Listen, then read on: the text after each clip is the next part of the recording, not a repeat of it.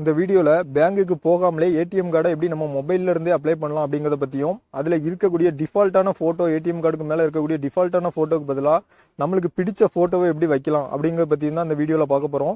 Video skip பண்ணாம கடைசி வரைக்கும் பாருங்க. ஃபர்ஸ்ட் உங்க மொபைல்ல கூகுள் குரோம் ஓபன் பண்ணிக்கோங்க. அதுல எஸ்பிஐ ஆன்லைன் அப்படின்னு சர்ச் பண்ணுங்க. பண்ணீங்கன்னா இதுல வரக்கூடிய இந்த பர்சனல் பேங்கிங்னு ஒரு ஆப்ஷன் வரும். அந்த ஆப்ஷனை கிளிக் பண்ணி உள்ள போங்க. இதுல வந்து லாகின் ஒரு பட்டன் இருக்கும், அதை கிளிக் பண்ணுங்க. அந்த லாகின் ஆப்ஷனை கிளிக் பண்ணோன்னே உங்களுக்கு இப்படி ஒரு பேஜ் ஓப்பன் ஆகும். இதில் இந்த கண்டினியூ டு லாகின் இதை வந்து கிளிக் பண்ணுங்கள்.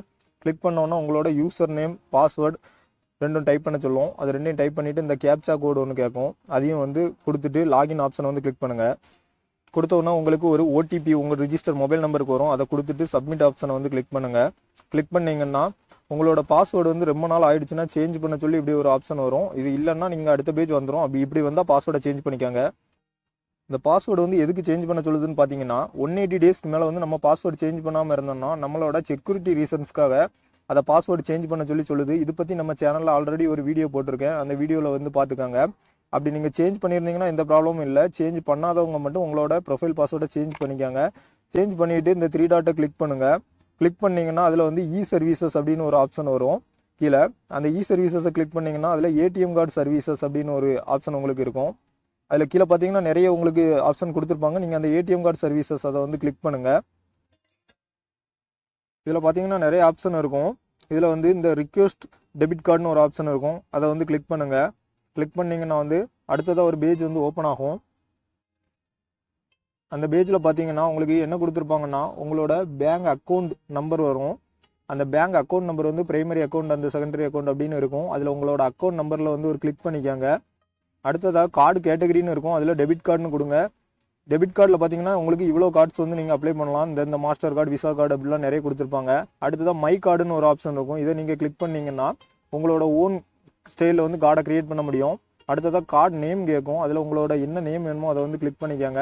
அடுத்ததாக அந்த மை கார்டில் போனீங்கன்னா இந்த இதில் என்ன கார்டுன்னு செலக்ட் பண்ண சொல்லுவோம். பண்ணிவிட்டு இந்த அக்செப்ட் அந்த ஆப்ஷனை வந்து கிளிக் பண்ணிட்டு சப்மிட் ஆப்ஷனை வந்து கிளிக் பண்ணுங்கள். கிளிக் பண்ணிங்கன்னா அடுத்ததாக ஒரு பேஜ் வரும். இதில் வந்து உங்களோட அட்ரஸ், அதாவது ரிஜிஸ்டர் அட்ரஸை வந்து கிளிக் பண்ண சொல்லுவோம். இதில் நீங்கள் ரிஜிஸ்டர் அட்ரஸை கிளிக் பண்ணிங்கன்னா நீங்கள் பேங்க்கில் கொடுத்துருக்க அட்ரஸே வரும். இது எதுக்காகன்னா உங்களோட ஏடிஎம் கார்டு வந்து உங்களோட அட்ரஸ்க்கு வரதுக்காக. அதையும் கிளிக் பண்ணுங்கள்.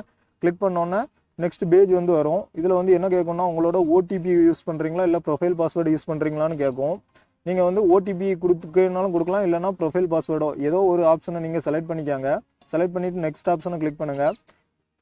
நான் இப்போ என்னோட ப்ரொஃபைல் பாஸ்வேர்டு வந்து என்டர் பண்ணுறேன். அடுத்த பேஜ் வரும். இதில் பார்த்தீங்கன்னா உங்களுக்கு நிறைய கேட்டகரி கொடுத்துருப்பாங்க. இப்போ ஃப்ளவர்ஸ்னு ஒரு கேட்டகரி இருக்குது, அதில் பார்த்தீங்கன்னா இவ்வளோ ஃபோட்டோஸ் இருக்குது. இதை மாதிரி அதை நீங்கள் செலக்ட் பண்ணிங்கன்னா அதில் அந்த பாருங்கள் அனிமல்ஸ், நேச்சர்ஸ் அப்படின்னு ஒவ்வொரு கேட்டகரியிலையும் நிறைய ஃபோட்டோஸ் இருக்கும். உங்களுக்கு எந்த ஃபோட்டோ தேவையோ நீங்கள் வந்து அந்த ஃபோட்டோ வந்து நீங்கள் செலக்ட் பண்ணிக்கலாம். இதில் நீங்கள் செலக்ட் பண்ணுற ஃபோட்டோ தான் உங்களோட கார்டு ஏடிஎம் கார்டில் பிரிண்ட் பண்ணுற மாதிரி இருக்கும். அதனால் உங்களுக்கு எந்த ஃபோட்டோ தேவையோ அதை வந்து செலக்ட் பண்ணிக்கோங்க. இப்போ இந்த அனிமல்ஸில் போய் இந்த லைன் ஃபோட்டோ வந்து நான் வச்சுருக்கேன் பாருங்கள். அந்த கார்டில் அப்படியே காமிக்கும் நம்மளுக்கு என்ன ஃபோட்டோ செட் பண்ணியிருக்கோமோ அது வந்து கார்டிலே வரும். அதுலேயே நிறைய கேட்டகரி கொடுத்துருப்பாங்க. இப்போ பாருங்கள் அடுத்ததாக நேச்சர் அப்படின்னு ஒரு ஆப்ஷன் இருக்குது, அதுக்குள்ளே போனால் நிறைய ஃபோட்டோஸ் இருக்கும். இதை மாதிரி ஒவ்வொரு கேட்டகரியிலையும் பார்த்தீங்கன்னா உங்களுக்கு நிறைய ஃபோட்டோஸ் கொடுத்துருப்பாங்க. உங்களுக்கு எந்த ஃபோட்டோஸ் பிடிக்குதோ அதை வந்து நீங்கள் செட் பண்ணிக்கலாம். செக் பண்ண ஃபோட்டோ மேலே வந்து அந்த கார்டில் ப்ரிவியூ மாதிரி காமிக்கும். அதுக்கு அடுத்தது வந்து கன்ஃபார்ம் ஆப்ஷனை வந்து நீங்கள் கிளிக் பண்ணுங்கள். கிளிக் பண்ணிங்கன்னா அடுத்த பேஜ் வந்து ஓப்பன் ஆகும். இந்த பேஜில் வந்து உங்களோட கார்டு இந்த இது இருக்குது, இந்த மாடலில் தான் வரும். இது வந்து உங்களுக்கு ஓகேவா அப்படின்னு கேட்கும் கடைசியாக. இதில் நீங்கள் எல்லாம் ஓகேன்னா இந்த ஆர்டர் கார்டுன்னு இருக்கக்கூடிய ஆப்ஷனை மட்டும் கிளிக் பண்ணிங்கன்னா போதும். 15 நாளைக்குள்ளே உங்களோட அட்ரஸ்க்கு வந்து ஏடிஎம் கார்டு வந்து வீட்டுக்கே வந்துடும். நீங்கள் பேங்குக்கு போகாமல் நம்ம மொபைல்லே ஒரு 2 நிமிஷத்துலேயே இதனால் ஈஸியாக உங்களால் ஏடிஎம் கார்டு அப்ளை பண்ணிக்க முடியும். நம்மளோட டைமும் ரொம்ப மிச்சமாகும். அதுவும் இல்லாமல் நம்மளுக்கு என்ன யூஸ்னு பார்த்தீங்கன்னா நம்மளுக்கு பிடிச்ச இமேஜஸை கூட வைக்க முடியுது. ஓகே ஃப்ரெண்ட்ஸ், இந்த வீடியோ பற்றின உங்களோட கருத்துக்களை மறக்காமல் கமெண்ட்ஸ் பண்ணுங்கள். நம்ம சேனலை இன்னும் சப்ஸ்கிரைப் பண்ணாமல் இருந்தீங்கன்னா மறக்காமல் சப்ஸ்கிரைப் பண்ணுங்கள். அதோட கூட இருக்கவே பெல் பட்டனையும் சேர்ந்து ப்ரெஸ் பண்ணிங்கன்னா நம்ம சேனலில் போடுற வீடியோஸ் எல்லாமே உங்களுக்கு உடனுக்குடன் அப்டேட் ஆகும். அதோட இந்த வீடியோ பிடிச்சிருந்தனா மறக்காமல் லைக் பண்ணுங்கள். இந்த ஷேர் பட்டனை ப்ரெஸ் பண்ணி வாட்ஸ்அப் மற்றும் ஃபேஸ்புக் குரூப்பில் உங்கள் ஃப்ரெண்ட்ஸ்க்கு ஷேர் பண்ணுங்கள். இதனால் வந்து புதுசாக வீடியோஸ் போடுறதுக்கு வந்து மோட்டிவேஷன் ஆகும். Thank you friends.